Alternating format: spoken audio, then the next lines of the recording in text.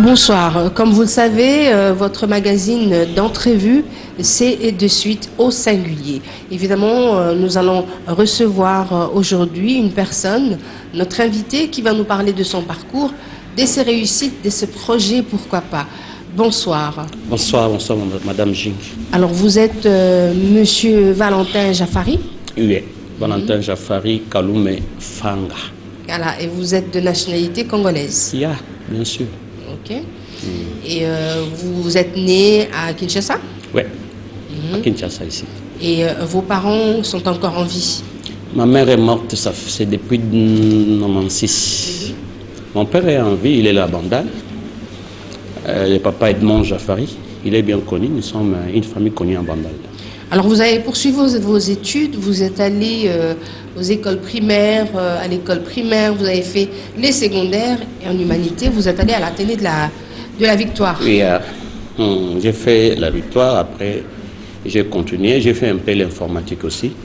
Et je suis consultant et je suis businessman aussi. Et je suis commerçant de spécialité. Alors vous avez beaucoup d'activités à votre effectif, mais ce qui nous intéresse le plus, c'est de savoir justement, vous êtes né à Kinshasa dans une certaine année, vous avez des parents qui vous ont permis d'étudier. Oui. Oui. Et vous êtes aujourd'hui prophète. Je suis prophète de Dieu, comme ministère prophétique. Je suis prophète, c'est depuis 2006 que j'ai été oint comme prophète.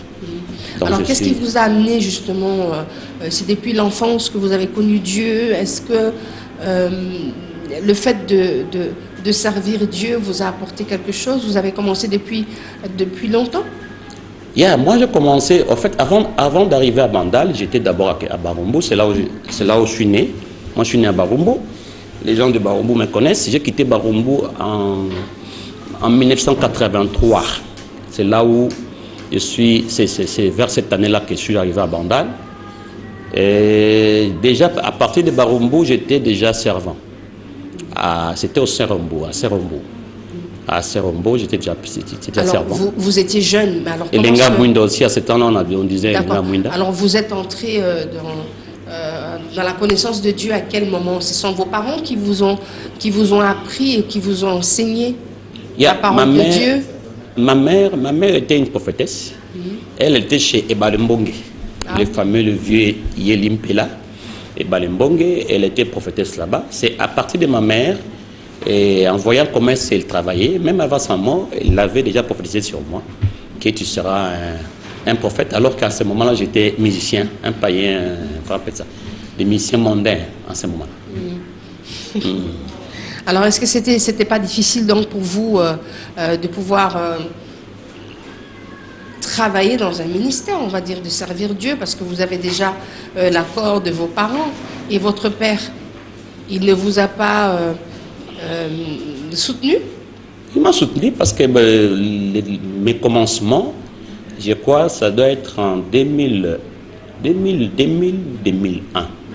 C'est là où j'ai commencé. Je faisais des veillées de prière. C'était chez moi, à la maison, sur l'avenue Kyobongoy. Chez moi, j'ai fait 4 ou 5 ans de veillées de prière. On faisait chaque mardi.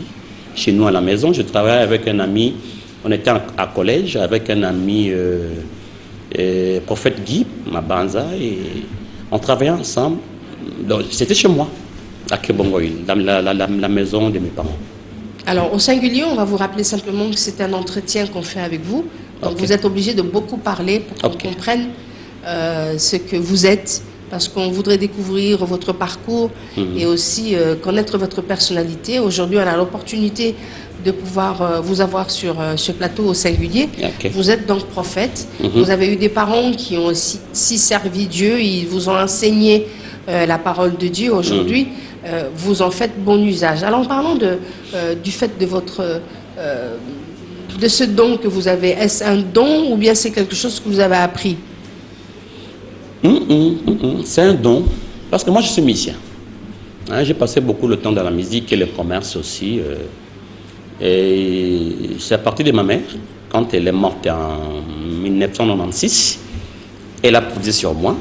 Et en 98, Donc je crois juste après l'arrivée de la Fidèle, en 98, que j'ai reçu, bon, en fait j'avais déjà reçu Jésus-Christ avant, mais c'était comme si on disait un pas dedans, un pas dehors. Alors en 98, je me suis engagé jusqu'à aujourd'hui. J'ai commencé mes débuts, là les gens connaissent l'apôtre Meillard et Zabo, que je salue, et avec maman Yvette, ils sont maintenant en Afrique du Sud, à Pretoria. Alors c'est là où j'ai commencé mes activités. Comme j'étais chanteur, et là automatiquement on m'a engagé comme un chanteur. Mes débuts c'était d'abord dans les chants. J'ai glorifié le Seigneur au travers des louanges, des adorations, et j'ai travaillé aussi dans des cellules matinales. À ce moment-là, il n'y avait pas trop de cellules matinales. Mais comment est-ce qu'on peut dire que vous êtes réellement un prophète de Dieu? C'est ce qu'on voudrait savoir. Ah, okay. C'est vrai que vous avez grandi avec des parents qui sont des chrétiens, etc. Vous connaissez la parole de Dieu, vous avez reçu Jésus-Christ. Mais c'est à quel moment où vous avez reçu ce don de prophétie? Parce qu'il y a un méli-mélo aujourd'hui sur le terme prophète.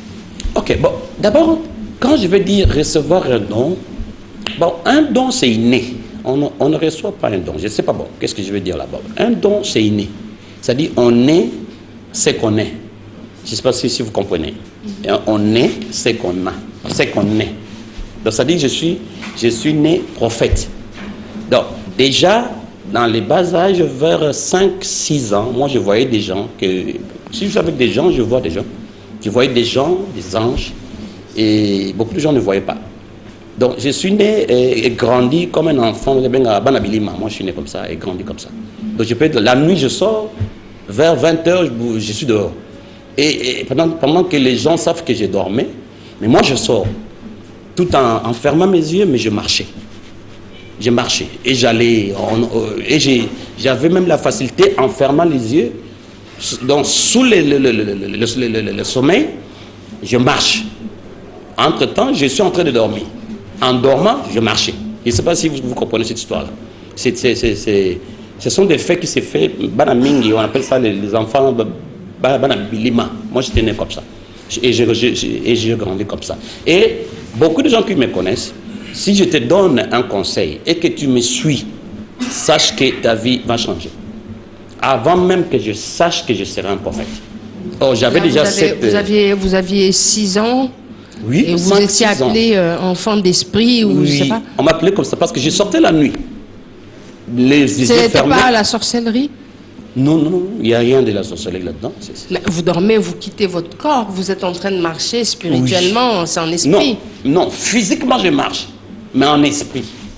Mais oui, et je peux faire tout 2 km, 3 km comme ça. Et vous alliez où? Je ne sais pas. Il y a des gens qui me récupèrent parce que j'étais enfant. C'est la sorcellerie inconsciente. Non. C'était déjà l'utilisation. C'est-à-dire qu'il y avait déjà l'esprit de Dieu qui était en moi. Hein, c'était un style, et c'est comme si c'était une annonce pour annoncer. Mais comment vous saviez que c'était l'esprit de Dieu? Parce qu'il y a seulement Dieu qui crée le tout. Hein. Moi, je ne suis pas trop pessimiste par rapport à ces gens qui croient seulement que si quelqu'un est utilisé dans un sens contraire par rapport à eux, c'est que c'est un sorcier. Non. Il y a des enfants comme ça, qui sont des enfants. Mais c'est ça. Ça se passait comment? Parce que vous dites que vous avez 6 ans, vous avez rencontré l'Esprit de Dieu, cet esprit de prophète était déjà en vous. En moi. Vous êtes né avec. Yeah. Parce que moi, ma mère avait un problème de stérilité. Elle avait un problème de stérilité. Bon, lorsqu'elle a croisé mon père, c'est en ce moment-là, parce qu'il avait, chaque fois qu'elle était enceinte, elle perdait elle faisait des fausses couches. Oui. Voilà. Lorsqu'elle a croisé mon père, ça c'est l'histoire qu'elle-même m'a expliquée, m'a relatée. Donc, lorsqu'elle a croisé mon père, c'était une nuit comme ça, elle dormait et elle a vu son père dans un songe. C'est comme si c'était une cérémonie de mariage et son papa était en train de lui remettre un colis. Et elle refusait ce colis-là. Donc son père a beaucoup insisté pour qu'elle puisse recevoir le colis. Donc, après avoir reçu le colis, 2 semaines ou 3 semaines après, elle était enceinte. Et jusqu'à aujourd'hui, c'est moi. Et depuis ce temps-là, elle n'avait plus Il n'avait plus d'enfants, il n'a plus conçu. Ok. Pas du tout.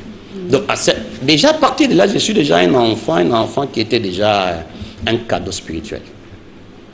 Un cadeau des esprits. C'est comme ça. Ok. Yeah. Alors, on revient un petit peu sur ce phénomène qui vous a entraîné justement à être prophète. Vous êtes né dans cet esprit-là. Alors, comment est-ce que vous avez perfectionné en parlant aujourd'hui du ministère, que c'est Dieu, etc. Comment est-ce que ça s'est amélioré pour que vous reconnaissiez, parce qu'enfant, vous ne pouvez pas maîtriser ça. Mais aujourd'hui, vous pouvez maîtriser. Yeah. Comment ça s'est passé? Bon, la première fois que vous avez fait? La première fois, c'était quand j'étais avec l'apôtre Meillard, à Serem, l'église à Serem. C'était une église qui était là sur Kimboni, beaucoup de gens maîtrisent. Alors, une nuit comme ça, Dieu m'a envoyé un esprit me parler. C'est en ce moment-là qu'ils m'ont donné les noms de Machariki, parce qu'il y a beaucoup de gens qui m'appellent Machariki. Même à Bandal, là, vous trouvez beaucoup de gens m'appeler prophète Machariki. Hein, si vous parlez de Valentin, peut-être que Valentin va dire Machariki. Il m'a dit, toi, ton nom sera Machariki. Machariki veut dire Est en Swahili. C'est-à-dire que tout le monde qui va te croiser, il y aura le lever du soleil sur lui. C'était comme ça que j'avais compris que j'avais une grande mission. Et à plusieurs reprises, j'ai croisé des gens que, en fait, comme Moïse, le prophète Moïse, à 2 ou 3 reprises, il est venu me parler. J'ai croisé Paul. Moi, j'ai vu Jésus-Christ me parler. J'ai vu beaucoup de gens. Mais lorsqu'il vous parlait, vous étiez où? C'est un esprit. Ce sont des esprits, on ne parle qu'en esprit. Vous étiez en méditation, à la prière, vous étiez chez vous, à la maison? À la maison. Parfois à la maison, parfois lorsque je suis à l'église, la nuit, quand je prie, ils me visitent. On parle, ils me disent par rapport, ils me parlent par rapport à mon ministère. Ils vous disent quoi? Ils me donnent des directives par rapport à mon ministère, ce que je veux être, ce que je serai, comment est-ce que je dois marcher. Vous préférez parler aux esprits au lieu de parler à Dieu lui-même? Mais Dieu, c'est Dieu qui parle à travers eux? Mais c'est Dieu qui envoie les esprits. C'est Dieu qui envoie les esprits. Et par exemple, je vais vous dire une chose. Lorsque Moïse a vu apparaître le feu sur l'arbre, est-ce que c'était réellement Dieu qui parlait à Moïse? Mais vous verrez, la Bible dit que c'était l'ange de l'Éternel. Dieu envoie toujours les esprits, mais c'est Dieu qui parle. C'est Dieu qui parle.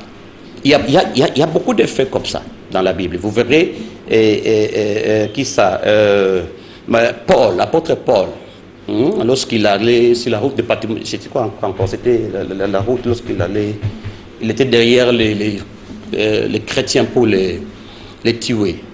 Alors, il a croisé une lumière de Damas, voilà. Il a croisé Jésus-Christ, normalement. Est-ce que c'était Jésus-Christ, normalement? C'est toujours un ange qui vient pour travailler, il va parler, moi c'est Jésus, il va parler, moi c'est Dieu, il va dire, c'est toujours comme ça. Il y a toujours des anges, des esprits que Dieu envoie. Donc, on est obligé de coopérer ou de cohabiter avec les esprits. Lorsque vous dites ange, c'est que vous dites... esprit. L'esprit. Ouais. Ange, c'est un esprit, c'est lui esprit. Moi, je suis un prophète. En fait, la vie spirituelle, c'est une vie qui nous donne accès au monde spirituel. Vous avez un ministère aujourd'hui? Oui. Et quel est ce ministère? Moi, en fait, mon ministère, c'est un ministère prophétique. Spécialement, nous sommes plus basés à la prière. Donc, c'est comme un groupe de prière? C'est comme un groupe de prière. Nous faisons 1 heure. C'est de 12h à 13h, donc 1 heure avec Jésus-Christ, comme on dit communément. Pourquoi est-ce que vous n'allez pas dans des églises? En fait, les Pourquoi églises... Pourquoi est-ce que vous n'en faites pas une église? Vous allez dans des églises et vous avez un groupe de prière? Non, ça dit, moi j'ai mon ministère à moi. C'est ce ministère-là que Dieu m'a donné, c'est ça le midi. On fait juste 1 heure, ça c'est le style... Depuis longtemps, on a tenu toujours les prières. J'ai commencé avec des veillées. Après, il y a eu des prières journalières et aujourd'hui, Dieu nous a donné l'ordre, c'est depuis presque 2008 qu'on a commencé le midi. Mais qu'est-ce que les prophéties apportent justement à ceux pour qui sur qui vous faites des prophéties? Prophétie, en fait, prophétie... Qu'est-ce que ça leur apporte? Qu'est-ce que vous avez fait de bien, par exemple? Un témoignage que vous avez? Beaucoup de témoignages. Beaucoup de témoignages. Prophétie, en fait, ça porte beaucoup de choses. Ça change beaucoup de vies. Ça modifie l'être humain en beaucoup de choses. Parce que la prophétie, c'est tout un directif. C'est-à-dire une façon de quelqu'un de voir. C'est-à-dire, quelqu'un peut avoir une démarche, comment on appelle ça.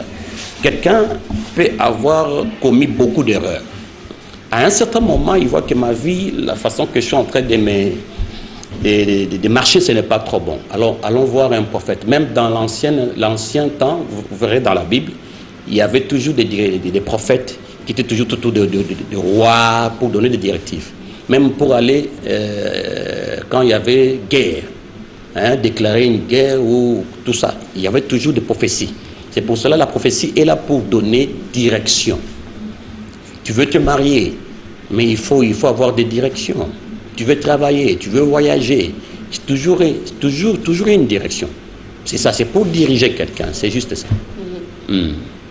Mais lorsque vous faites ces prophéties, c'est pour apporter juste, marquer des directives, accompagner une personne, guider la personne. Voilà. Alors quel est l'exemple que vous pouvez donner qui a modifié la vie de quelqu'un? Bon, j'ai vu des gens qui étaient célibataires qui se sont mariés. Peut-être qu'il y avait un problème pour se marier. J'ai vu des gens qui ne travaillaient pas aujourd'hui, ils travaillent. J'ai parlé sur des gens qui étaient chômeurs. Peut-être qu'il a fait, depuis qu'il était licencié, il a fait 20 ans de chômage. En me croisant, j'ai prophétisé sur lui, j'ai donné des directives, il a suivi mes directives et en ce moment il travaille. Il y a d'autres personnes qui viennent chez moi, je dis que toi je te vois travailler comme ça, comme ça, comme ça. Et il me suit à la lettre, il suit des prières. Il y a d'autres gens qui avaient des problèmes de santé. Mais la prophétie peut aussi aider par rapport à ta santé. Vous avez une maladie et vous ne connaissez pas même le but de la maladie, la cause de la maladie. À partir de la prophétie, on peut vous aider à connaître qu'est-ce qu'il y a exactement. La prophétie, c'est comme un microscope, un appareil microscope, pour voir en réalité qu'est-ce qui est caché dans l'être humain. Mais on dirait qu'ici à Kinshasa, ce sont des aventures, de 10 heures de bonne aventure qui disent aux gens des choses qui sont naturellement, qui vont arriver. Chercher du travail, on en trouve, ça va arriver. Se marier demain, ça va arriver. Donc, quelle est cette différence que vous faites et l'importance de cette prophétie finalement dans la vie de quelqu'un qui, on sait que demain, elle va avoir des enfants, elle va fonder son foyer, elle va aller aux études. Non, la prophétie, vous savez... À quel moment ça devient important? Ça devient important quand quelqu'un est bloqué. Quand il se sent bloqué, il cherche les prophètes. Parce que tout le monde sait qu'il va se marier, il va travailler parce qu'il a étudié pour travailler. En fait, une femme comme vous êtes là, c'est normal que vous mariez. Mais à un certain moment, vous sentez que je suis belle, je travaille, peut-être que je ne me marie pas. Qu'est-ce que je dois faire? Vous croisez aussi des hommes, mais ils ne vous marient pas. En ce moment-là, vous pouvez toujours courir derrière un prophète pour en savoir un peu plus sur votre vie. Peut-être que vous avez un mari de nuit. C'est toujours par la prophétie qu'on peut les dénicher.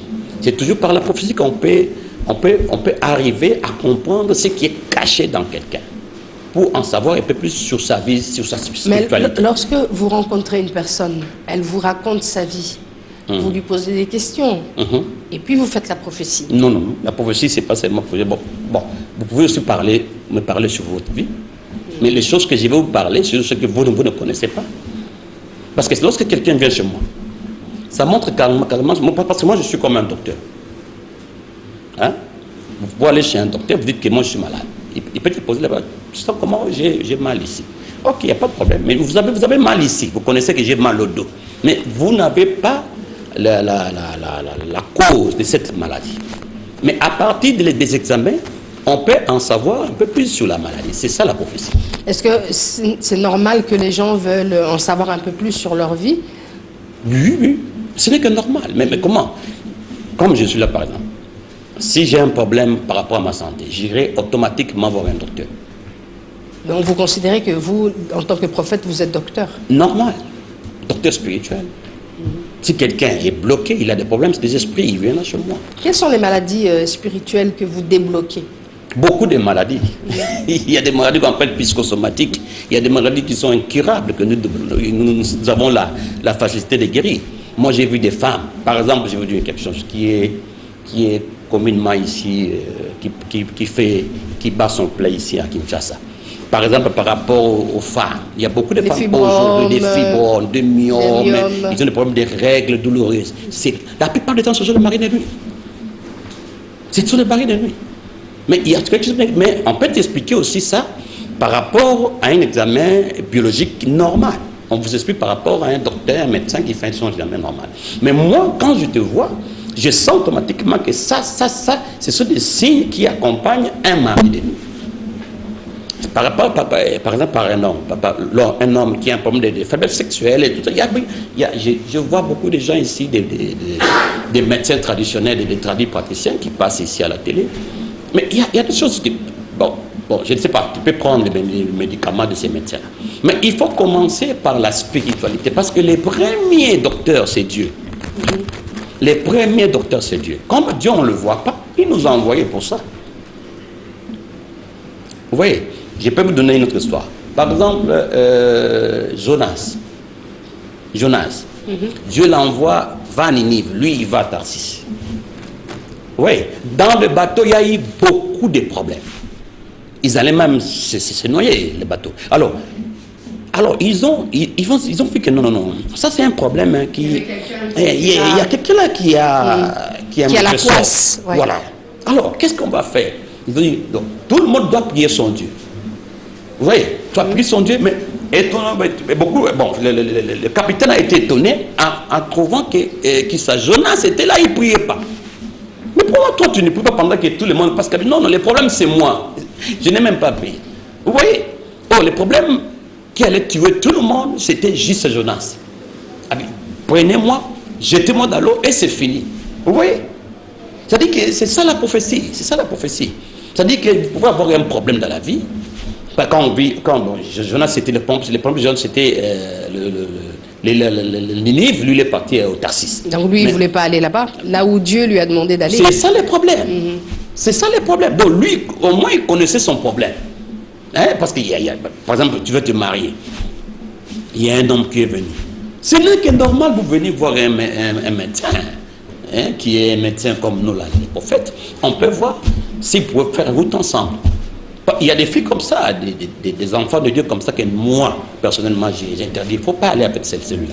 Oh, tu vois, papa, moi je suis assez grand, je dois me marier. Ah, mais moi je vois qu'avec cet homme, ça ne peut pas aller. Mais elle insiste pour aller avec l'homme. Mais en fin de compte, il se retrouve, en fin de compte, après le mariage peut-être, après le mariage, il y a toujours des blocages comme ça. Elle se retourne vers moi, oh papa, mais voilà, maman, je t'avais interdit.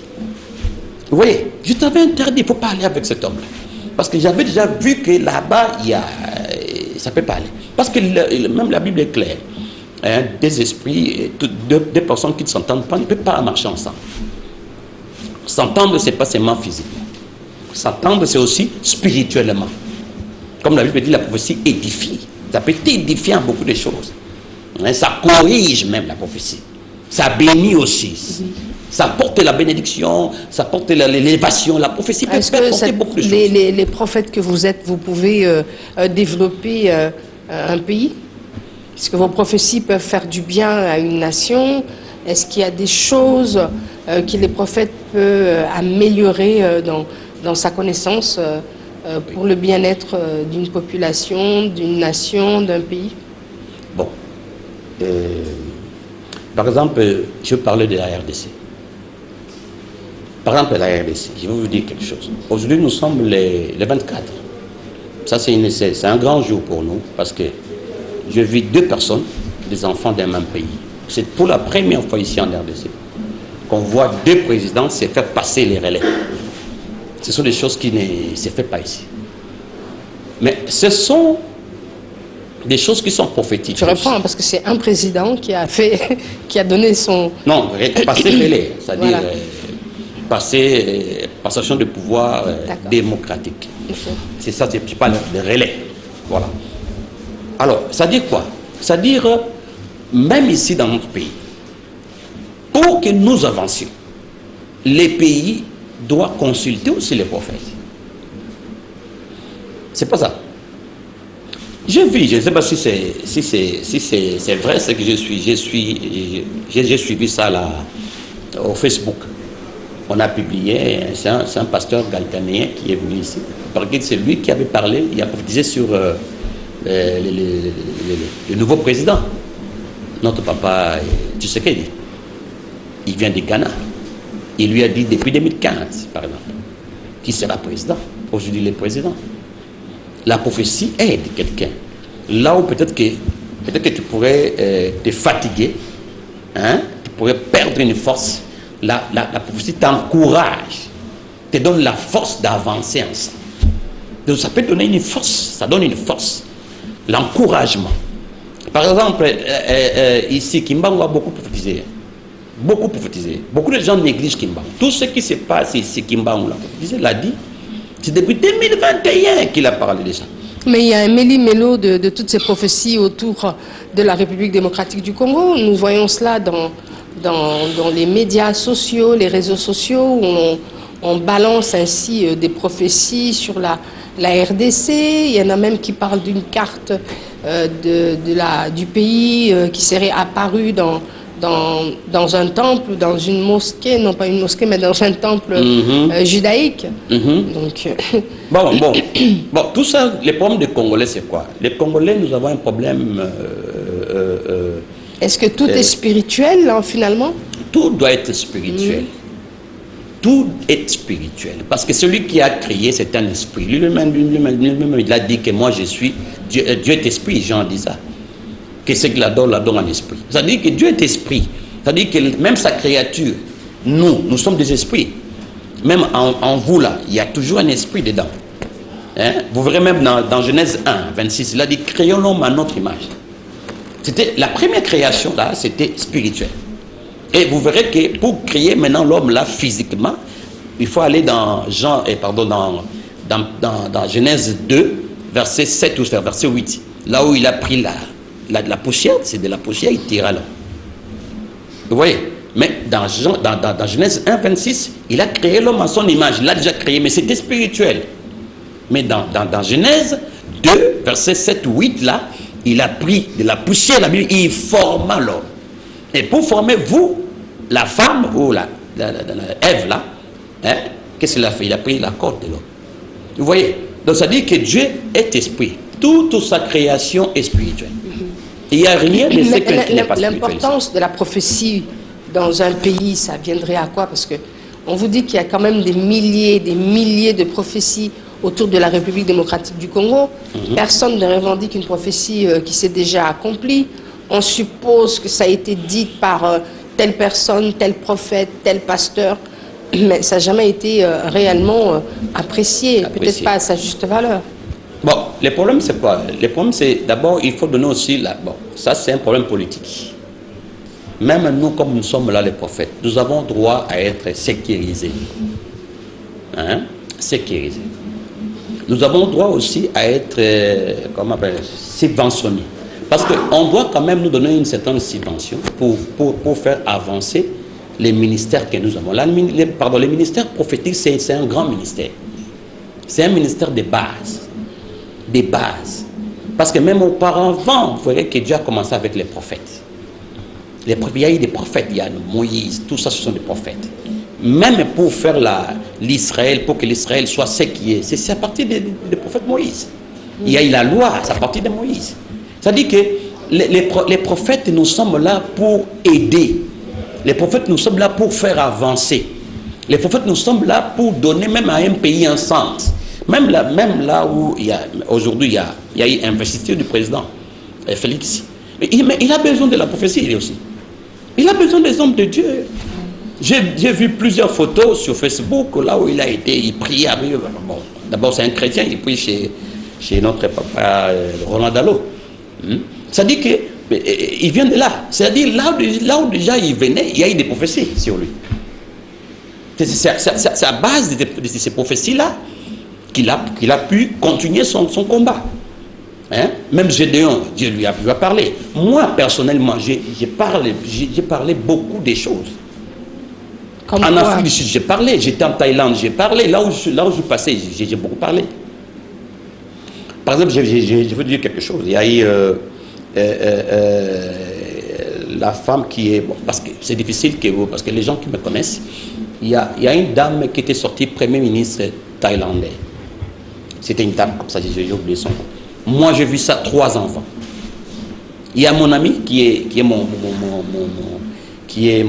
témoin, hein, le pasteur Benjamin Moukoko, que je salue, hein, Benjamin, je lui ai dit, j'ai vu une dame qui va être Premier ministre. Or, c'était difficile dans la constitution thaïlandaise de sortir une dame comme Premier ministre.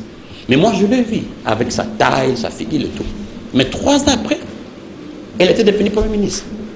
Ici, là, j'ai parlé de beaucoup de prophéties, beaucoup. Si vous entrez dans mon... J'ai vu la mort de papa, oui, bah moi j'ai vu ça. C'est dans mon compte Facebook. La mort de papa, oui, moi j'ai vu ça. Comme il était tombé, il y a des danseuses qui ont... Moi, j'ai vu ça. J'ai vu ça, j'ai vu des morts, j'ai vu beaucoup de choses. Mais pourquoi est-ce que vous ne voyez pas les choses avant? Mais j'ai vu ça avant, mais il faut entrer dans mon compte Facebook, vous verrez. Non, je veux dire, vous voyez les choses avant et puis on prie pour que ça passe, non? C'est pas ça? Non. Il faut que ça s'accomplisse. Par exemple, vous savez que la RDC on devait passer à un mauvais moment. La RDC là. Beaucoup de gens ne comprennent pas. Dieu nous a montré qu'il y aura la guerre, beaucoup de choses. On a prophétisé, mais on a prié. Et Dieu a eu pitié de nous. Aujourd'hui, nous avons un nouveau président. Et le président sortant, il a laissé la chaise sans problème. Tout ça, c'est la force de la prière. Parce qu'il y a eu la prophétie. Parce que la prophétie nous aide parce que la prophétie, c'est juste vous montrer quel est ton avenir. Ça nous aide à comprendre l'avenir. Donc, ce que vous voulez dire, c'est qu'il n'y a jamais de fausses prophéties. Non, il y en a. Il y en a. Parce qu'il y a des faux prophètes. Oui, mais justement, il y a des faux prophètes, c'est normal. Vous avez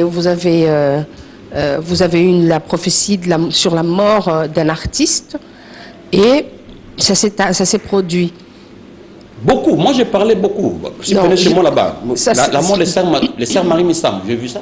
La mort de... D'accord, vous avez vu, vous avez prié. J'ai vu beaucoup de morts. Vous avez prié. Est-ce que, comme ce Dieu est un Dieu miséricordieux, il aurait pu aussi ne pas... oui, permettre cela. Il y a d'autres fois. Il y a d'autres fois. Alors, quelles sont ces fois? On prie et Dieu l'écarte. Mais il y a d'autres fois on prie mais il ne l'écarte pas. Il laisse la compétence. Ça, c'est sa volonté à lui. Mais il y a beaucoup de choses qu'on voit. On prie sur ça et Dieu écarte. Comme je vous ai dit là, Congo allait, on devait passer un temps compliqué ici. Ça devait être compliqué la RDC là. Mais cette prophétie, vous mangez avec, vous buvez avec, vous faites tout avec le fait que vous ayez cet esprit prophétique en vous. Mais donc sans cela, vous ne pourriez pas être ce businessman-là. D'ailleurs, ce que je vous propose, c'est simplement de vous découvrir dans cette chanson patriotique que vous avez chantée. Oui, c'est une chanson patriotique. J'ai chanté sur la RDC. On suit un moment et puis vous allez nous expliquer un petit peu ce que c'est. Merci beaucoup.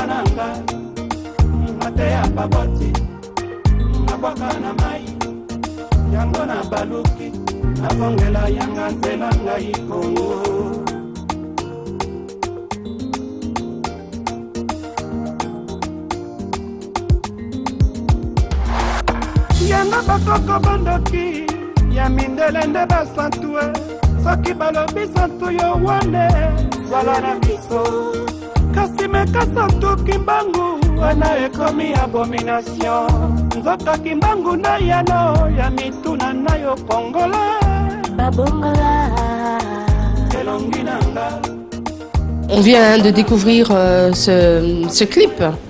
Vous êtes habillé Mao, col Mao, non? Et là, je suis à Mobutu. Oui. Là, je suis à Mobutu comme... en fait, comme... Quelle est votre source d'inspiration? Parce que, bon, vous avez encore chanté pour le Congo. Est-ce qu'on peut dire que c'était une sorte de message? C'est pour ça que je vous ai dit que la prophétie aide. La prophétie, c'est une direction. C'est un schéma à suivre. C'est comme une lumière que vous voyez là. La prophétie, c'est comme une lumière. Ça va vous aider dans le ténèbre. Ça aide. Il faut vraiment aimer la prophétie. Même Paul a dit, aspirer, on donne le meilleur, la prophétie. Ça dit quoi? Dans cette chanson, c'est lui qui est venu me pousser, m'activer à pouvoir faire les chansons patriotiques. C'est notre ancien président, le deuxième, Mobutu. C'est pour cela que tu as vu que j'ai porté le style Mobutu. Beaucoup de gens ne comprennent pas. Parce que c'est lui que j'avais vu dans le songe. Il est venu me dire, il faut chanter, commencer à chanter pour ton pays et parle de ça, de ça, de ça. Parce qu'on a perdu notre culture totalement. On a un problème de dépravation de mœurs qui est vraiment à un taux élevé. Les mœurs, il n'y a pas moyen. Alors, il fallait qu'on puisse parler sur ça. Alors, j'ai parlé de Ngakongo. Ngakongo, j'ai parlé de notre culture, j'ai parlé même de Simon Kimbangu, j'ai parlé de pouvoir être toi. C'est-à-dire, un Congolais doit être sûr de lui. Hein? Parce qu'il y a d'autres gens, il y a des gens qui sont, qu'est-ce que je veux dire? C'est-à-dire qu'il a envie toujours d'être comme une autre personne. Lui, il a envie des autres. Parce que les Congolais de nature, nous sommes des gens qui nous maîtrisons, en fait, nous négligeons beaucoup notre pays, notre culture, notre langue. Nous maîtrisons tout, même nos religions, nous ne voulons pas de ça. Si vous parlez de Kimbangu, vous dites, Kimbangu, qu'est-ce qu'il est? Si vous parlez qu'est-ce qu'il y a? Moi, j'ai fait cette chanson-là pour essayer un peu de remettre les choses sur place. Sur place, de remettre un peu la tête des Congolais sur place. Parce que moi, je suis Congolais. Je ne peux pas aimer être... Moi, je ne suis pas français. Je ne suis ni un Anglais. Je ne serai pas un Congolais en fascisme. Ni un Ivoirien. Moi, je suis un Congolais. Je dois préserver, sauvegarder mes cultures à moi. Voilà. Mes origines à moi. C'est pour cela que j'ai pu chanter Gabon. Parce que j'ai vu que nous voulons beaucoup copier. Copier. J'étais en Afrique du Sud à un certain moment. Il y a une dame là, congolaise. Elle est habillée en pagne. Hein, en pagne, maman Fega. Elle sort dehors pour aller au marché. Elle dit, il faut que je change ça. Moi, j'ai posé, mais pourquoi tu veux changer? Oh non, congolaise. Bon, qu'est-ce que tu veux? Mais il y a des choses. Parce que moi, j'ai eu un peu l'opportunité de voyager. Mais ce sont des choses qui sont normales. Bon, moi, je suis Congolais. Comment je peux faire pour devenir Sud-Africain? Comment je vais le faire? Devenir Zoulou, je ne sais pas. Kosa, Vendele, Ndebele ou quoi? Je ne connais même pas. Moi, je suis du Maniema. Mon père est du Maniema. Je suis Mukusu. Mounyaki Bombo, le Mouicho, 117. C'est là où je suis, mes origines sont là. Ma mère est de la Tiopo. C'est une Topoké. Ce sont mes origines à moi. Comment je dois perdre mes origines pour devenir, je ne sais pas, comme je voyage là, je vais par exemple à Dubaï là-bas et je deviens un arabe. Parce que je suis en boubou, je deviens un arabe. Mais non, c'est juste un style. Quand on met des costumes, tout ça. Ça dit que moi, je dois garder mes origines. C'est là où je dis. C'est là où Mobutu est venu me parler de ça dans mon rêve. Il m'a parlé de recours à l'authenticité. Là, vous devez insister sur ça. C'est là où nous devons parler de ça, de nos origines, de nos langues. Il faut faire étudier nos enfants et je ne sais pas, faire parler nos enfants en nos langues maternelles, je ne sais pas, traditionnelles. C'est ce que je voulais un peu parler dans cette chanson-là. Alors, c'est vrai qu'on est pratiquement à la fin de cette émission de ce soir. Notre entrevue va toucher donc à sa fin. Alors, j'aimerais... parce qu'on comprend que vous avez des relations avec les gens, on comprend que vous êtes très famille, vous avez de nombreux frères et sœurs. Beaucoup. Alors, justement, est-ce qu'aujourd'hui, ils voient en vous un prophète ou c'est juste de la farce? Je vais vous donner une histoire. Bon, J'ai ma marâtre qui est morte, ma mère Odette Makiat. Bon, c'est elle vraiment qui a fait de moi ce que je suis aujourd'hui.